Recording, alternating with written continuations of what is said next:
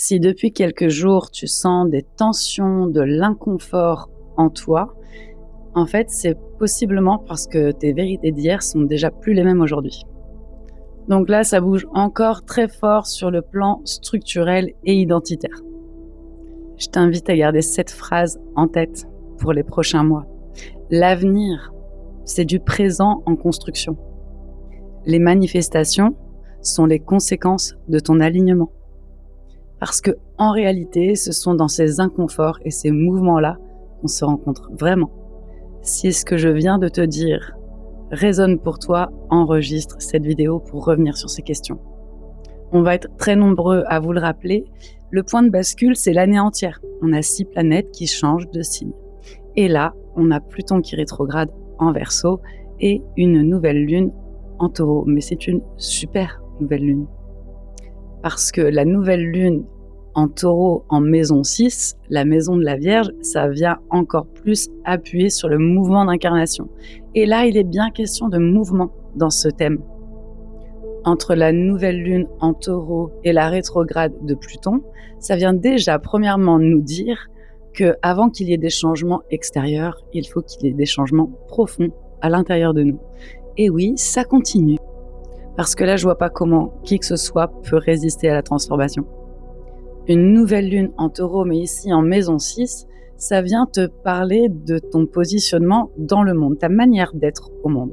Et donc ici, on vient te faire regarder à la loupe comment est ton rapport au corps, à ton quotidien, à l'organisation, à la sécurité et à ton rythme.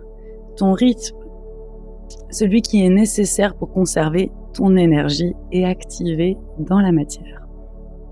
Alors, si tu es fatigué en ce moment, c'est normal. En fait, c'est la densité du changement intérieur qui est en cours. Et il y a une phrase de mes guides qui est complètement valable pour cette nouvelle lune, encore une fois. Tu connaîtras le réel sentiment de sécurité lorsque tu cesseras de donner du pouvoir à ce que tu crois sécurisant.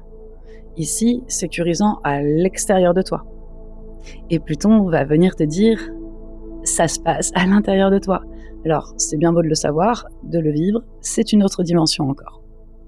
Et les mouvements du ciel d'aujourd'hui vont avoir un impact et jusqu'à octobre avec Pluton rétrograde, mais ça amorce aussi toute la dynamique de Pluton en Verseau jusqu'en 2044.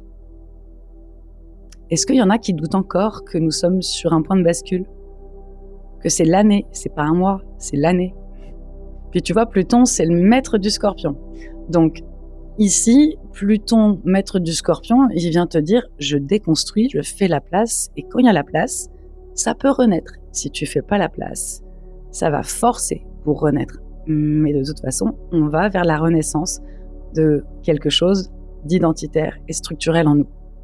Donc, ce qui a été révélé pendant les dernières lunaisons, je t'invite à regarder, à te poser des questions. Qu'est-ce que tu as vu? Qu'est-ce que tu sais?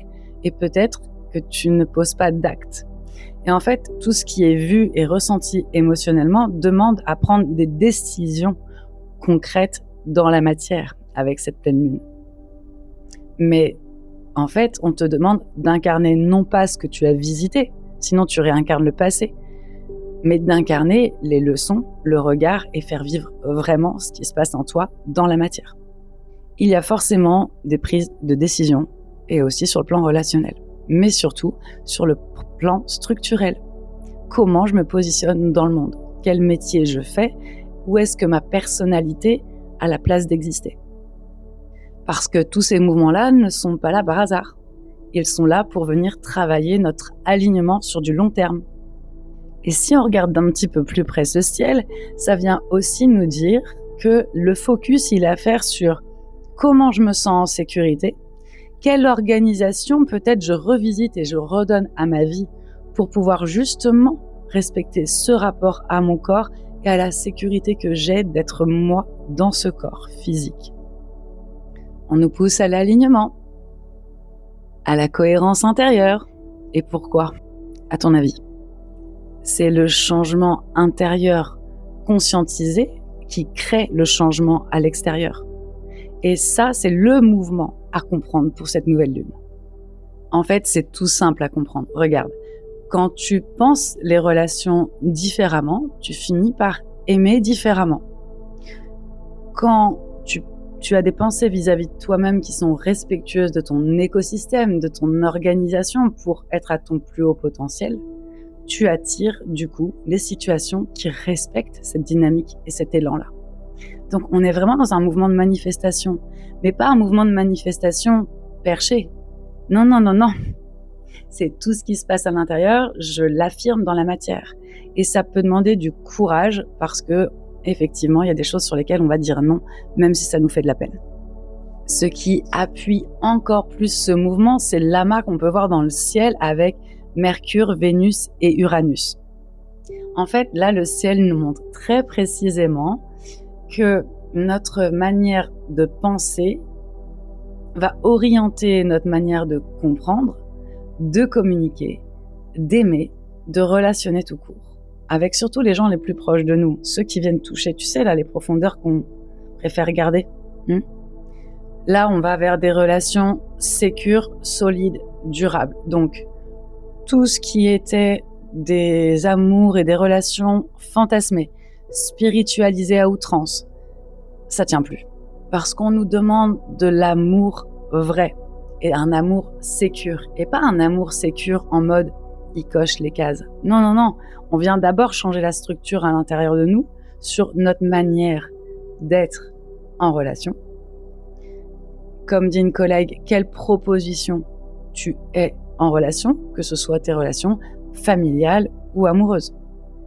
Et pourquoi on vit tout ça? Parce qu'en réalité, on vient nous inviter à créer un socle hyper stable, assumé, concret, tangible dans la matière pour tenir ce qui va arriver après. Parce que, effectivement, je vous l'ai déjà dit, après le mois de mai, 2 pleines lunes, une nouvelle lune, donc celle-ci, c'est la nouvelle lune en Taureau, on va voir vraiment la vie différemment et on ne sera plus forcément les mêmes, on n'aura plus du tout la même façon de faire des choix.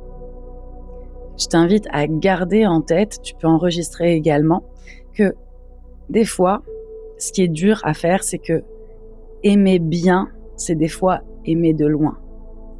Aimer de loin pour aimer mieux. Comme pour le travail, en faire moins pour faire mieux. Loi de Pareto, 80-20. 20% d'efforts, 80% de résultats. Plus ton socle sera aligné, solide, moins tu auras de difficultés à accueillir tout ce qui va arriver encore en 2026. Une autre image qui m'a été donnée à vous transmettre, c'est le fait d'être ombre et lumière. Si tu veux être que lumière, tu refuses une partie de ton incarnation. Parce qu'en réalité, nous sommes tous matière, faite de blessures, d'émotions et plein d'autres choses, de paradoxes, etc. La réalité, c'est que tu vois, quand la lumière, elle est face à la matière, elle projette l'ombre. Donc en fait, nous, on est entre l'ombre et la lumière. Et notre travail, c'est de tenir différentes réalités. Comme tenir différentes réalités relationnelles. J'aime toujours ces personnes, mais je m'en éloigne. Je vais apprendre à aimer de loin pour aimer mieux dans certains cas. Et dans tout ça, il y a un passage de guérison, puisqu'on a Mars et Chiron qui sont en Bélier, et ça va venir vraiment travailler la question du positionnement. En fait, le Bélier te dit d'agir, Uranus en Gémeaux change notre compréhension à tous, du monde, notre façon de penser, et le Taureau demande l'incarnation. Donc, on nous demande d'incarner un socle qui accueille la transformation. C'est un énorme encodage qu'on est en train de vivre. Donc, vraiment, un pas après l'autre. Il n'y a pas de précipitation. Prends soin des temps de repos. Préserve ton énergie parce que ce socle-là, il va te permettre de déployer ton énergie et ton essence sur du long terme sans vaciller pour autant, même si le monde bouge vite en ce moment. Donc, soyez cohérents. Prenez soin de vous, de vos rythmes. Ça vous demande beaucoup de lucidité, ça nous demande beaucoup de lucidité. Donc je vous souhaite de prendre bien soin de vous et je vous souhaite une belle nouvelle lune. Et dites-moi en commentaire comment vous vivez ça. N'hésitez pas à enregistrer pour revenir sur la vidéo parce que le mois n'est pas fini. Il va bouger encore. À ciao tutti, partie 2, les signes astrologiques, signe par signe.